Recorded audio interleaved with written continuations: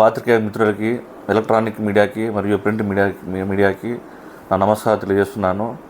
ఈ press meet ముఖ్య ఉద్దేశం ఏమిటంటే, ఎల్లుండి ఆదివారం 26 ఉదయాన లలిత కళా పరిషత్తులో వైఎస్ఆర్ కాంగ్రెస్ పార్టీ తరఫున మరియు మన బీసీ రమేష్ గౌడ్ మరియు ఎమ్మెల్సీ రమేష్ యాదవ్ తరఫున ఈరోజు బీసీ గలం జరగబోతుంది.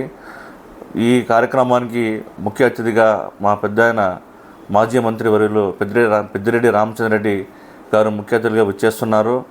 కదిరి నియోజకవర్గం వైఎస్ఆర్ కాంగ్రెస్ పార్టీ తరఫున బీసీ నాయకులు, సోదర సోదరీమణులందరూ ఈ కార్యక్రమానికి విచ్చేసి బీసీ సోదరులందరూ జయప్రదం చేయవలసిందిగా నేను ఈ పత్రికాముఖంగా నేను కోరుకుంటున్నాను.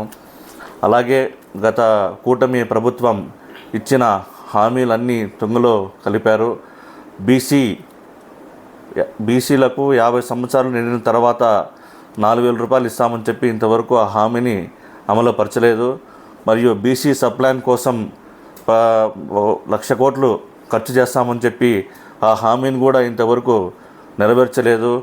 మరియు బీసీలకు ఇచ్చిన ఈ అసెంబ్లీ మరియు పార్లమెంటు స్థానాల్లో 33% రిజర్వేషన్ కల్పిస్తామని చెప్పి ఇంతవరకు ఆ హామీని కూడా ఇంతవరకు నెరవేర్చలేదు.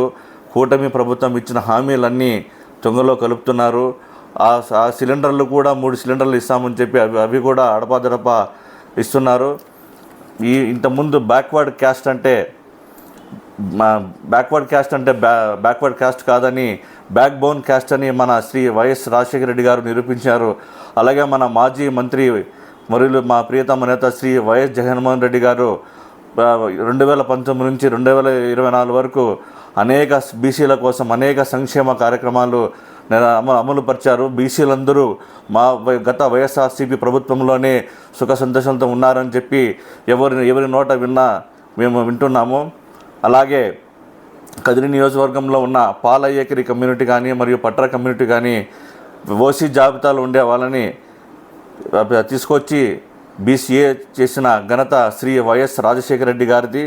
అలాగే ముస్లిం మైనార్టీ సోదరులకు 4% రిజర్వేషన్ కల్పించి బీసీలో చేర్చిన ఘనత శ్రీ వైఎస్ రాజశేఖర రెడ్డి గారిది. వారి తనయుడు కూడా మన బీసీలకు చేసిన ఎన్నో సంక్షేమ పథకాలు గత ప్రభుత్వంలో అందరూ ఆనందంగా ఉన్నారు.